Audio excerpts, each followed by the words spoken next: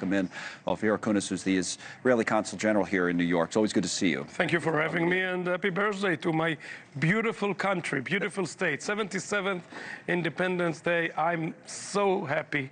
It's a very happy day, and I want to use the opportunity to thank you, the American people, the American administration, and I'm talking about the fact that the United States of America was the very first state to recognize the state of Israel 11 minutes after the David Ben-Gurion actually finished the declaration, and Harry Truman, then President of the United States, recognized the state of Israel. So, and the bond is very strong from then till these days. It always has been. What would you say, I guess, to ask it this way then, since you brought up the Independence Day in Israel, about the state of the state of Israel right now? You know, from the very first day of our independence, our enemies try to actually wipe us off the map. That's the truth. And even before 1948, you know, when the United Nations, right here in New York, actually decided the 181 resolution, actually to split the country between Israel and the Arabs, they attacked us, even though it was what we know today as the two-state solution. So they opposed the two-state solution then in 1947, and their response was to attack like a terror attack, and 5 Israelis killed, murdered by the Palestinians then. So actually, I have to tell you, it's almost the same. It's almost the same situation with them, not about us, because we are very, as you know, a powerhouse of innovation, technology, and we are a very, very, very modern country. Let me talk to you in a moment. I want to talk to you about the situation, obviously, with the hostages, the situation in Gaza. Though we mentioned it earlier, the wildfire. Earlier, is everything okay? Yeah, now? it's beyond us. It's beyond you, so it's under beyond control. Us. It was very wide, actually. Yeah. But our firefighters, it's a good opportunity to say that they are the best in the world. It's only 24 hours, excuse me, 24 hours after the first fire started. Is that right? In the mountains around Jerusalem, it's beyond us. Thanks God.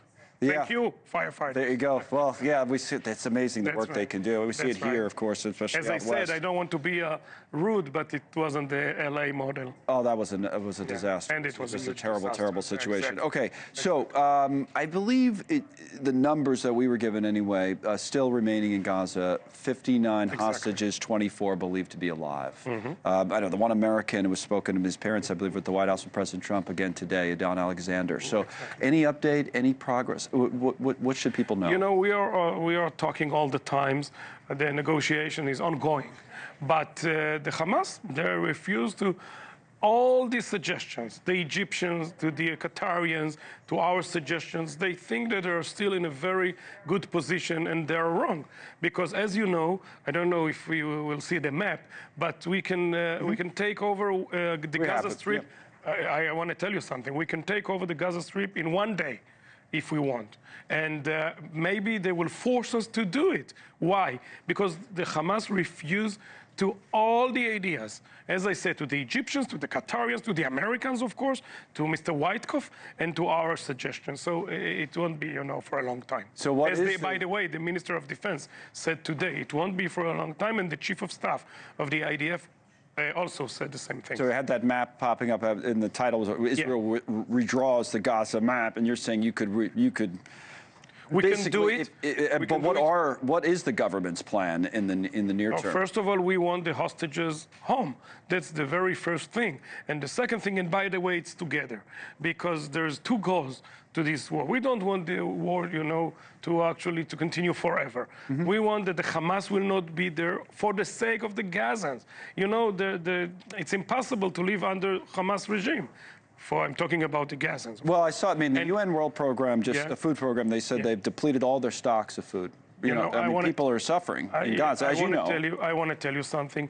From the very first day of the war, we actually, from Israeli checkpoints, brought tons of humanitarian aid, and then Hamas took it, not for the citizens, not for the citizens of Gaza, to themselves, to the terrorists. This is unacceptable that the terrorists actually will take all the humanitarian for themselves. Thank you for watching. Subscribe below and download our NewsNation app right now on your phone, and you will get fact-based, unbiased news for all Americans.